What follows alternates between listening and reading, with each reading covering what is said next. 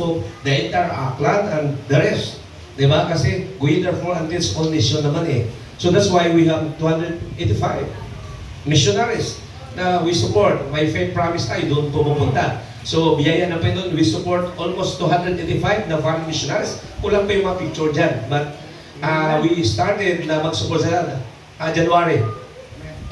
Hindi ang Panginoon Diyos nagkulang. Amen? Wala kayong kayamanan. Magmayaman ng Panginoon Diyos. Amen? Kailangan na rin manampalataya. Tiwala sa Diyos. Ayan ba? So, minsan nakakatakot, but by grace. Sa Panginoon Diyos, tiwala. Diba? Ang tiwala natin palagi sa Panginoon Diyos. At alam ng Diyos yung bawat puso natin yung hapon. And welcome po sa bawat isa. Welcome kayo sa Vietnam Bible Baptist Mission. And naway, mag-bless po tayo lahat.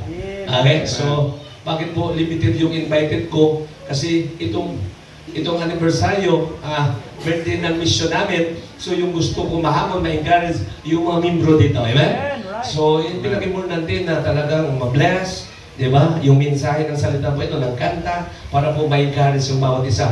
Para maraming kapuwang si Pastor sa paggawa ng gawain ng Panginoon Diyos. Amen? Para sama-sama po tayo, at sama-sama po tayo sumunod kung ano yung kalooban ng Panginoon Diyos sa ating buhay. Salamat at happy anniversary. Church, salamat. Salamat sa pagmamahal niyo sa Panginoon Diyos. Salamat sa support.